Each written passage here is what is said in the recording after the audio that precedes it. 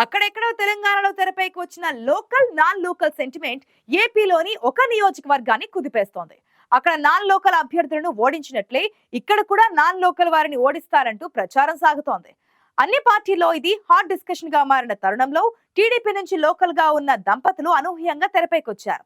సామాజిక వర్గ సమీకరణాలు, స్థానికత, వ్యక్తిగతంగా ఉన్న ఇమేజ్ ఇవన్నీ ఆ దంపతులకు ఈసారి టికెట్ వచ్చేది ఖాయమన్న ప్రచారం సాగుతోంది. ఇంతకీ అంత సడన్ గా తెరపైకి వచ్చిన ఆ దంపతులు ఎవరు?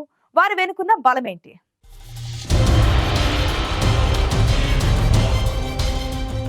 తెలంగాణ ఎన్నికలు ఏపీపై ఎలాంటి ప్రభావం చూపుతాయో కానీ ప్రస్తుతం అంతటా ఈ ఫలితాలపై చర్చ సాగుతోంది. అక్కడి సమీకరణాలను తమ నియోజకవర్గాలకు పోల్చుకుంటూ నేతలు చేస్తున్న హడావుడి అంతా ఇంతా కాదు. ప్రస్తుతం కళ్యాణదుర్గం నియోజకవర్గంలో తెరపైకి వచ్చిన ఒక అంశం తీవ్ర చర్చనీయాంశంగా మారింది. తెలంగాణ ఎన్నికల్లో చాలా చోట్ల నాన్ లోకల్ అభ్యర్థులు ఓడిపోయారు. ఏపీలో కూడా ఇలాంటి పరిస్థితి ఉంటుందని, మరీ ముఖ్యంగా గత కొన్ని రోజులుగా కళ్యాణదుర్గంలో పెత్తనం చేస్తున్న నాన్ లోకల్ వారు కూడా ఈసారి ఇంటికి వెళ్లడం ఖాయమన్న చర్చ నడుస్తోంది. అసలు కళ్యాణదుర్గంలో నాన్ లోకల్ ఎవరు? ఏ పార్టీలో ఉన్నారంటే అన్ని ప్రధాన పార్టీల్లోనూ నాన్ లోకల్ వారు ఉన్నారు. ముఖ్యంగా టీడీపీ విషయానికొస్తే ఉమామహేశ్వర నాయుడు కళ్యాణదుర్గం నియోజకవర్గానికి చెందిన వ్యక్తి కాదు.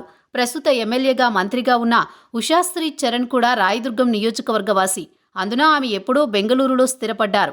కేవలం ఎన్నికల కోసమే నియోజకవర్గానికి వచ్చారు. ఇక మాజీ పీసీసీ అధ్యక్షుడిగా రఘువీరారెడ్డి కూడా మడకశిరవాసి. అలాగే సిపిఐ నుంచి రామకృష్ణ కూడా నాన్ లోకల్ వ్యక్తే. ఇలాంటివి ప్రధానంగా రేసులో ఉన్న వారంతా నాన్ లోకల్ వారే.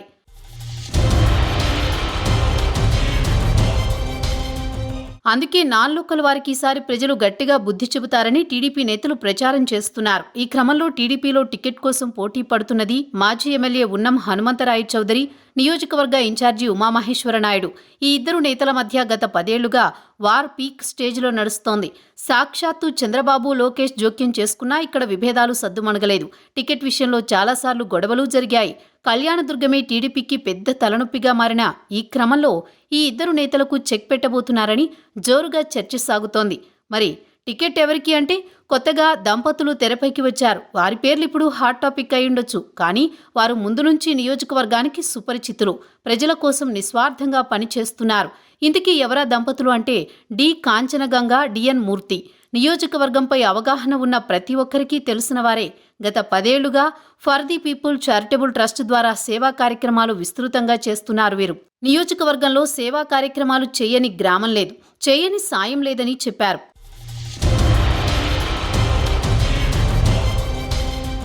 ఇంతకీ ఎవరు ఈ డిఎన్ మూర్తి అంటే ఆయన ఒకప్పుడు సాధారణ ప్రభుత్వ ఉద్యోగి. వ్యాపార రంగంలోకి వచ్చిన తర్వాత ఆయన సేవా మార్గంలోకి వచ్చారు. ఇక ఆయన సతీమణి కాంచనగంగ కేంద్ర సెన్సార్ బోర్డు సభ్యురాలిగా పనిచేశారు.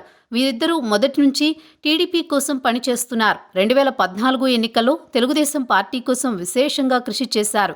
ఆ తర్వాత 2019 ఎన్నికల్లో కూడా టీడీపీ గెలుపు కోసం చాలా కష్టపడ్డారు. ఈ క్రమంలోనే వారు ఉద్యోగాలు వదులుకోవలసి వచ్చింది. అప్పటినుంచి నేటి వరకు పార్టీకి, మరీ ముఖ్యంగా చంద్రబాబు, లోకేష్లకు చాలా సన్నిహితంగా ఉన్నారు. వీరు అనూహ్యంగా టికెట్ రేసులోకి ఎందుకొచ్చారంటే ప్రజల్లో ఈ దంపతులు వేసుకున్న మంచి ముద్ర అని చెప్పాలి. ఎందుకంటే వీరు మొదట్నుంచి విద్య, వైద్యం, ఆధ్యాత్మిక కార్యక్రమాలకు అత్యధిక ప్రాధాన్యమిస్తున్నారు. ప్రతిభా అవార్డుల ప్రధానోత్సవ కార్యక్రమాల ద్వారా వేలాది మంది విద్యార్థులను ప్రోత్సహిస్తున్నారు. ఉచిత విద్యను అందిస్తూ ఉన్నత శిఖరాలకు చేరుకోవడానికి ప్రోత్సహిస్తూ వందలాది మందికి ఉపాధి అవకాశాలు కల్పించారు. అలాగే మెడికల్ క్యాంపులు, అత్యవసర సమయంలో సాయం చేస్తూ వేలాది మందికి వైద్య సేవలు అందించారు. వందలాది దేవాలయాలకు విరాళాలు అందజేస్తూ అనేక దేవాలయాలకు కొత్త రూపు తీసుకొచ్చారు. ఉపాధ్యాయులను, కళాకారులను, అలాగే సర్పంచులను సన్మానించడం, క్రీడలు, ప్రకృతిని కాపాడే విధంగా మొక్కలు నాటే కార్యక్రమాలు, అన్నదాన కార్యక్రమాలు చేస్తూ తమదైన ముద్ర వేసుకున్నారు. ఇదంతా కేవలం నిస్వార్థంగా చేస్తున్న సేవా కార్యక్రమాలు మాత్రమే.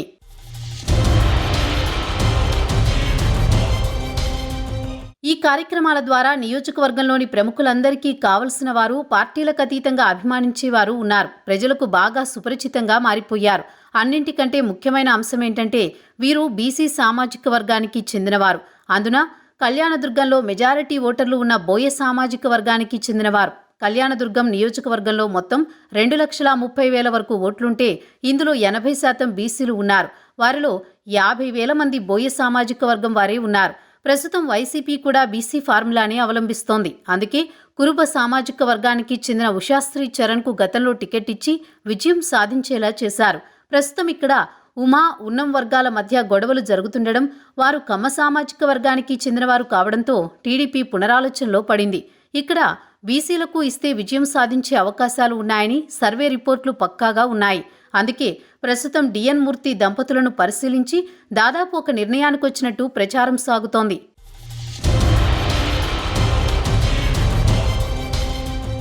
మరోవైపు రాయదుర్గంలో బోయ సామాజిక వర్గానికి చెందిన కాల్వ శ్రీనివాసులకు టికెట్ ఇచ్చే అంశాన్ని బట్టి ఈ దంపతుల్లో ఒకరికి ఛాన్స్ ఇచ్చే అవకాశం ఉంది.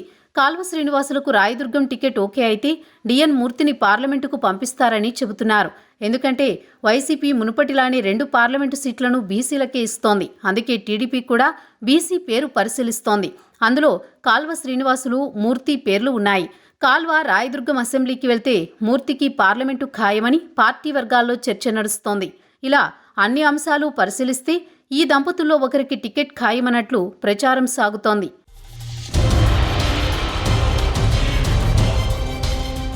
ఈ దంపతులకు ఉన్న ప్లస్లు ఒక్కసారి పరిశీలిస్తే వీరు నాన్ కాంట్రవర్సీగా ఉన్నారు. మరీ ముఖ్యంగా గ్రామస్థాయిలో తమకంటూ ఒక పేరు తెచ్చుకోవడమే కాకుండా సేవా కార్యక్రమాలతో మంచి ముద్ర వేసుకున్నారు. వీటికంటే ముఖ్యంగా క్యాస్ట్ ఈక్వేషన్స్తో పాటు గ్రామీణ, కేంద్ర స్థాయిలో అత్యున్నత సంబంధాలు వారికి కలిసొచ్చే అవకాశంగా ఉంది. అందున వీరు స్థానికులు కావడం వల్ల పార్టీలో లీడర్లు కూడా వ్యతిరేకించే అవకాశం లేదు. మరి అధిష్టానం ఎలాంటి నిర్ణయం తీసుకుంటుందో చూడాలి.